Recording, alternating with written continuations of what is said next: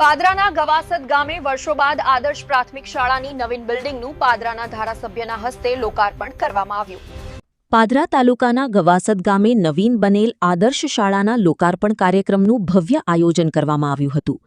ધારાસભ્ય ચૈતન્યસિંહ ઝાલાના હસ્તે શાળાનું લોકાર્પણ કરવામાં આવ્યું હતું.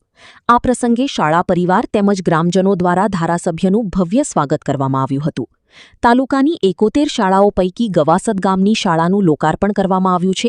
કાર્યક્રમમાં જિલ્લા શિક્ષણ સમિતિના ચેરમેન ભૂમિકાબહેન સોલંકી, જિલ્લા મહિલા અને બાળ વિકાસ વિભાગના ચેરમેન રાજવીર પરમાર, પાદરા તાલુકા પંચાયત પ્રમુખ મહેન્દ્રસિંહ પઢિયાર, તાલુકા પંચાયત ઉપપ્રમુખ કામિનીબહેન પટેલ, તાલુકા પંચાયત કારોબારી ચેરમેન હરિભાઈ રબારી, તાલુકા પંચાયત સદસ્ય આનંદીબહેન પંચાલ, ગવાસદ ગામના સરપંચ હિનાબહેન વાઘેલા, ડેપ્યુટી સરપંચ કુલદીપસિંહ વાઘેલા, વિશ્રામપુરા ગામના સરપંચ પૂર્વ જિલ્લા પંચાયત સદસ્ય કમલેશ પરમાર, વડુ સરપંચ હેમરાજસિંહ, પૂર્વ તાલુકા પંચાયત પ્રમુખ શૈલેન્દ્રસિંહ વાઘેલા, તાલુકા પંચાયત સદસ્ય પિનાકીન ચૌહાણ, ગામેઠા તાલુકા પંચાયત સદસ્ય કિંજલબહેન, નરસિંહપુરા તાલુકા પંચાયત બેઠકના રઘુવીરસિંહ તેમજ તાલુકા ભાજપ મહિલા મોરચાના પ્રમુખ જંખનાબહેન સહિત શાળાનો સ્ટાફ અને મોટી સંખ્યામાં ગ્રામજનો ઉપસ્થિત રહ્યા હતા.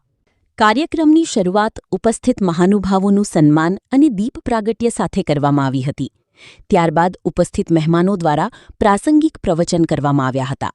મહાનુભાવોએ શિક્ષણનું મહત્વ અને ગ્રામ્ય વિસ્તારોમાં ગુણવત્તાયુક્ત શિક્ષણ માટેની શાળાઓની ભૂમિકા અંગે પોતાના વિચારો વ્યક્ત કર્યા હતા. ત્યારબાદ ધારાસભ્ય ચૈતન્યસિંહ ઝાલાના હસ્તે નવીન બનેલ આદર્શ શાળાનું વિધિવત લોકાર્પણ કરવામાં આવ્યું હતું.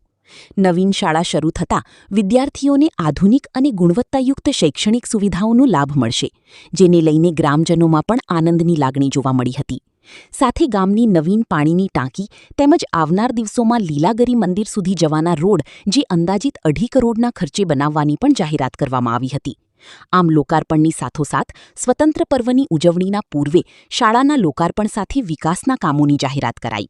શિક્ષણ ક્ષેત્રને મજબૂત કરવા માટે ગુજરાત સરકાર શ્રી દ્વારા પાદરા તાલુકાની કુલ 71 શાળાઓ નવીન મંજૂર કરવામાં આવેલી છે, જેમાંથી 50 જેટલી શાળાઓ બનીને તૈયાર થઈ ગઈ છે અને એના ખાતમુહૂર્ત અને લોકાર્પણ પૂર્ણ થઈ ગયા છે.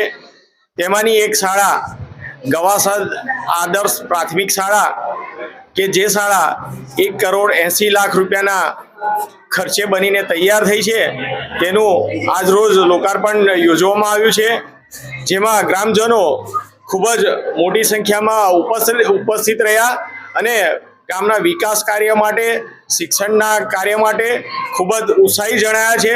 સાથે જ ગામમાં નવીન પાણીની ટાંકી અને બીજા અન્ય જરૂરી રોડ રસ્તાઓની પણ મંજૂરી એ આવનારા દિવસમાં આવનાર છે.